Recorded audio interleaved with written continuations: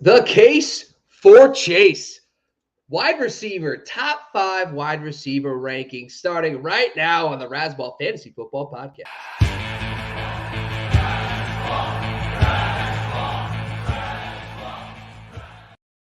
Welcome back, folks, to another episode of the Razzball Fantasy Football Podcast. I'm your host, Bobby Lamarco. Excited to bring you another rankings episode. This time, we're scooting over to the wide receiver rankings.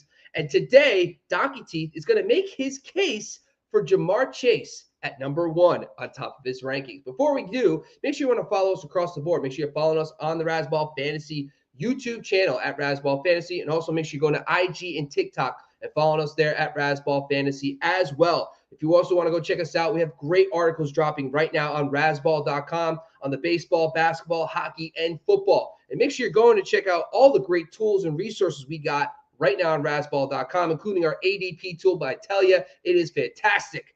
So let's bring in my co-host for today, the head honcho of Razzball Fantasy, Donkey Teeth. What's going on, man? What's happening, partner? Excited to talk about these wide receivers. That is right, folks. And listen, it's at this point, I get shocked every week. Once a week, every Thursday, Donkey Teeth shocks and awes me with his exciting, unique rankings. And today we got a great top 5 for you folks. So before we do, we're going to jump right into number 5, DT. We're starting at 5, going down to 1. Let's start at 5. Who do you have at 5 in your wide receiver rankings? Yeah, all right. Number 5 here, Bobby. We've got Deebo Samuel.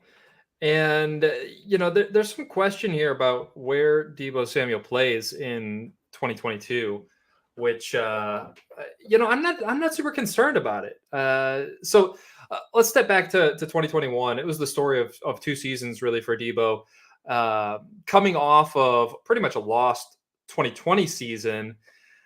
He exploded onto the scene last year in the receiving department. So the first 7 games, he just dominated through the air. And then suddenly he became this incredible ground threat.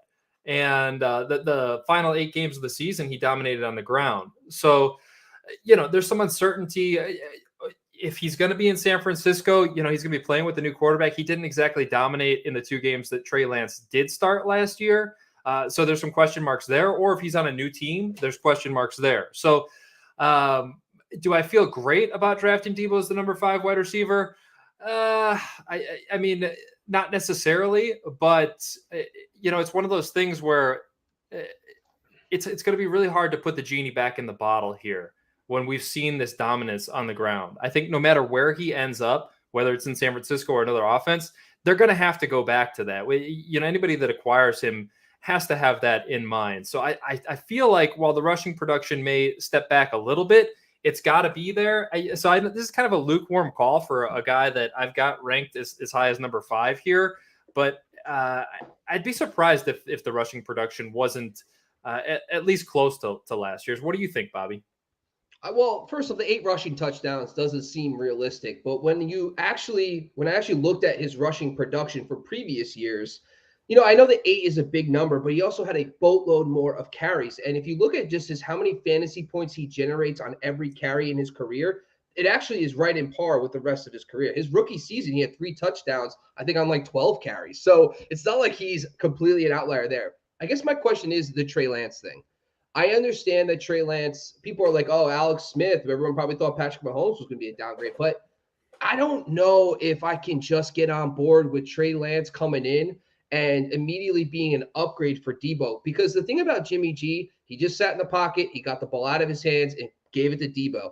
Is Trey Lance going to run a little bit more? How does that impact him? So I'm still going, when you're talking about a guy who averaged 21.5 PPR points per game, who's essentially 3 points higher than most other guys, and Justin Jefferson was a whole 2 points behind him, he does have a lot of room where he can actually lose points per game and still be in that top 5. So I'm still comfortable drafting him in the top 5 as well. But also he has some room to grow in the touchdown department in the receiving game. He only had 6 touchdowns on 1,400 receiving yards. That's, guys that get 1,400 receiving yards usually get in double digits. So he might lose a little in the rush game, but he could get some back in the receiving game. So I'm not overly concerned with him. But the one thing that I have to look into more is what is that Trey Lance impact? So I might be concerned there. Let's jump down to number 4. Yeah, well, just to follow up on that Deebo thought Oh, before I get to number 4. I mean, yeah, there's definitely a little bit more upside in the past. I mean, he had a lot of duds for the guy that finished as the number 2 half PPR wide receiver last year. I mean, he had a stretch there of one reception games where all the production was coming on the ground. It was really kind of a bizarre season, but yeah, there's definitely more upside. It's just really hard to predict. But yeah, moving on to number 4, Bobby, let's do it. Justin Jefferson, my friend. So what do you got for Justin Jefferson?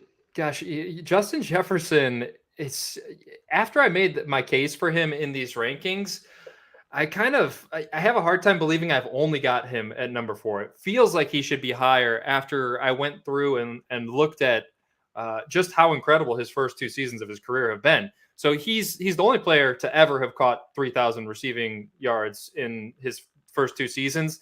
Now, of course, part of that is that he had an extra game, right? You know, we got these newfangled rules, and he had the 18-game season last year. But even if you take out that extra game of 106 yards, he's still at 2,900 yards over his first 2 career seasons.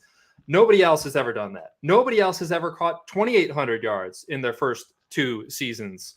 There's only 2 players that have ever caught 2,700 yards worth of receiving yards in the first 2 seasons. That's Randy Moss and Odell Beckham Jr. So pretty darn good company there. You know, Kirk Cousins leans very heavily on Justin Jefferson. He trusts him. He saw double-digit targets in 7 of his last 9 games last year. So, I mean, for somebody that's done this in their first 2 seasons, I'm not sure how I only rank him at number 4, to be honest. Do I need to have him higher, Bobby? No. I'm a big proponent in system continuity and in the offenses. So one of the things that I noticed over the years when I was doing a lot of research is that when there's a new coaching staff, there is a little bit of a learning curve. And we have to remember that, yes, I understand that Kevin O'Connell comes in and he's a offensive minded guy, but last year the Rams threw the ball 607 times, the Vikings threw the ball 604 times. So let's not pretend like there's all of a sudden going to be this influx of pass volume. So don't think that's the case.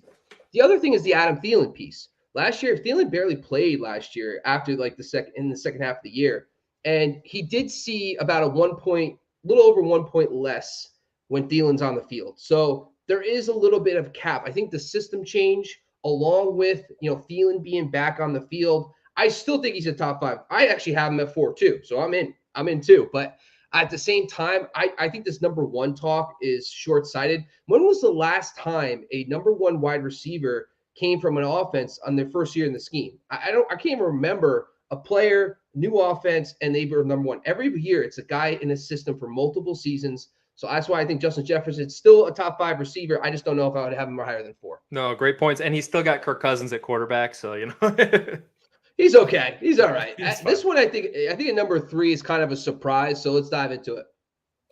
Davante Adams, yeah. I mean, so I guess I don't want to spoil the top of the list here, but I'll just say that Davante Adams and Derek Carr, they played in college together. So these are the types of things that I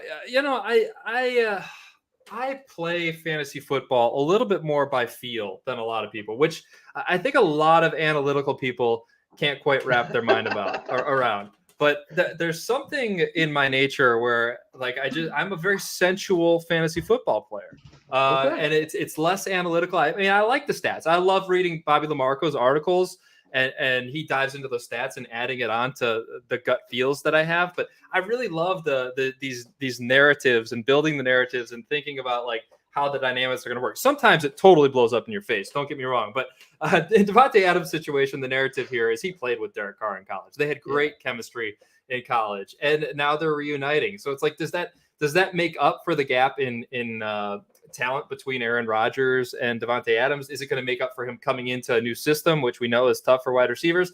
I'm not sure, but he still is one of the best wide receivers in the game. I have a hard time believing he's not going to produce wide receiver 1 numbers. I don't know if he reaches, into this top tier, like I've got him ranked. I think he's got a decent chance, but also Derek Carr, I mean, what he's done over the past 4 seasons with, he's had Darren Waller, but he hasn't really had a bona fide wide receiver. Nothing close to Davante Adams ever really in his career. Say what you want. I love Darren Waller. He's not Davante Adams, and he had Amari Cooper, but it was an immature Amari Cooper. And, that was a different time of Derek Carr's career as well. So he's thrown for over 4,000 passing yards and 67% completion percentage or greater over each of the past 4 seasons. I think that this is a pairing that's going to surprise some people this year. So, first of all, a lot of there. You talk about sensual feeling. I mean, I feel more like connected and uncomfortable at the same time right now. I'm super excited about this podcast. It's getting hot here. It is absolutely. But so this is the other thing I talked about. It's not only is he going to a new team, but this is a whole new system. It's Josh McDaniels. So Derek Carr is also learning a brand new system. Now, I understand that a lot of people will point to guys like, DeAndre Hopkins and Stephon Diggs left their teams, but they were going to established situations. Josh Allen and Brian Daboll were together for multiple years, and you plop in Diggs, and they're playing fast. They know the system. Derek Carr is also learning a new system, so that worries me a little bit. But here's another key here, and this is what I've been bringing up this whole time. The last 4 seasons for Davante Adams, he's been over 21.5 points 3 times in 2018, 2020, and 2021. The one season he wasn't was the first year in the new scheme with Matt LaFleur, because it was new. They had a down year in the passing game because there's a learning curve. He only had 17.7 points per game. He is elite. He is probably a lock for 5 to 7 no matter what. But I just don't know if I'm going to have him at 3, because I just want to see a guy in a more established situation who can build off the season last year instead of starting kind of from scratch. So I am going to actually have him probably closer to 5 to 7 range, in my opinion. Let's get to the top 2, DT, and I think a lot of people will be surprised about where you have the next man. Well, Cooper Kupp, man, he had an incredible season.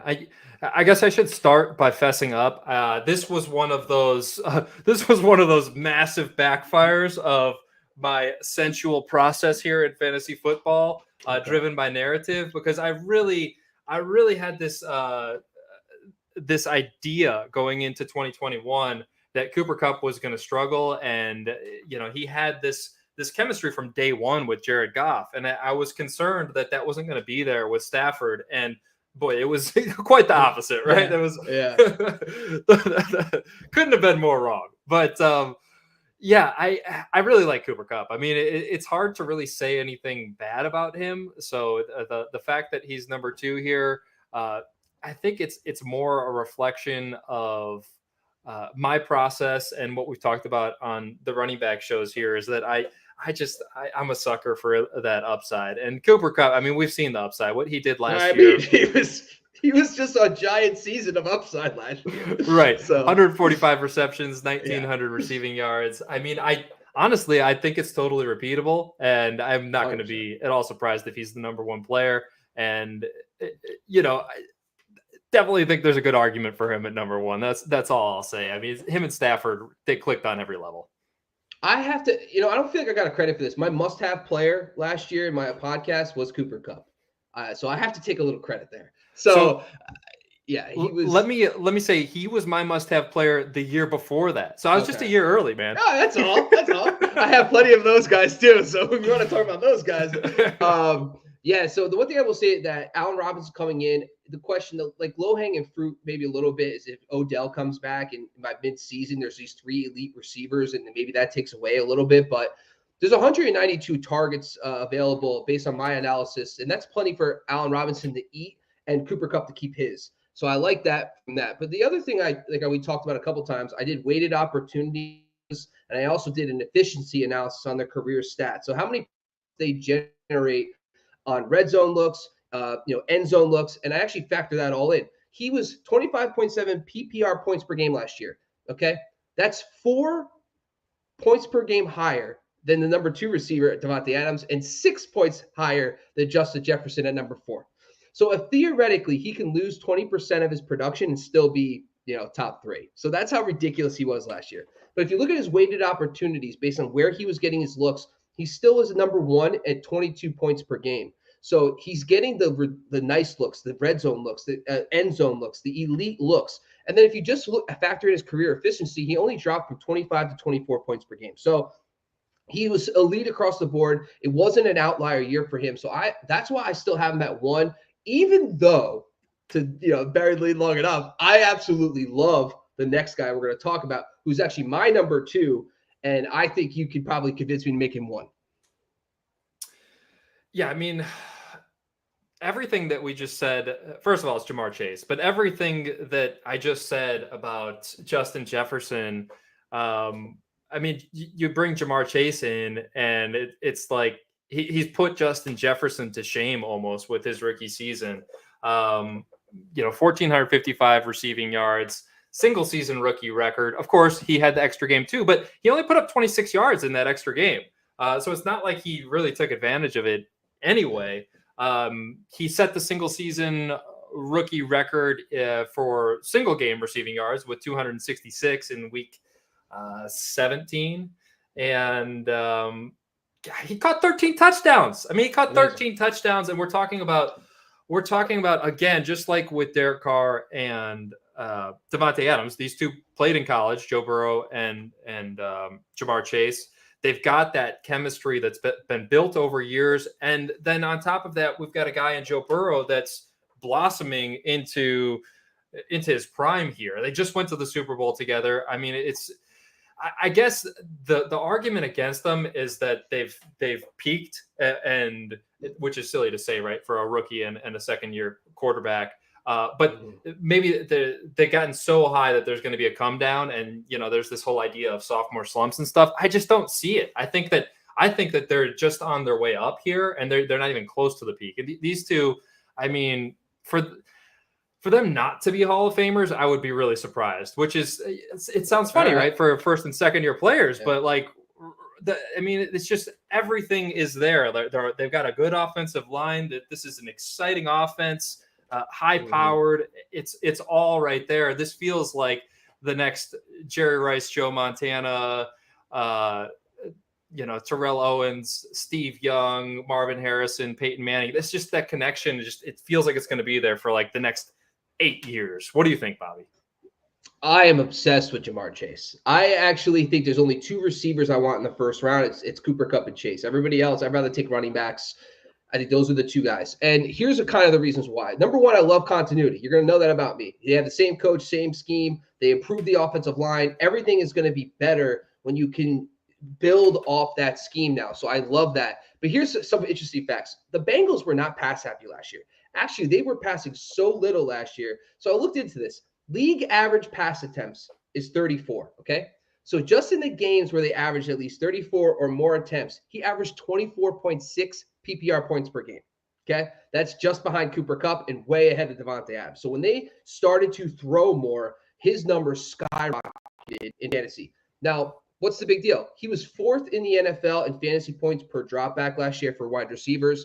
So why am I saying all this stuff? They threw the ball 555 times in 17 games in 2021.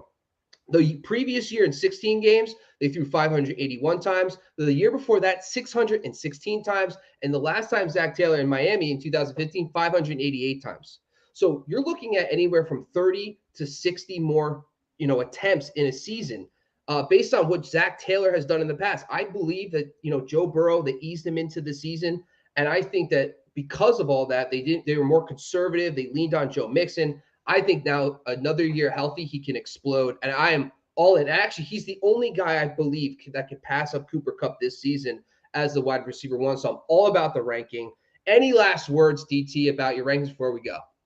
No, man, I got to compliment you, Bobby. I always love how you bring the angle of coaching staff and system into your thoughts on all of these players. It's really valuable.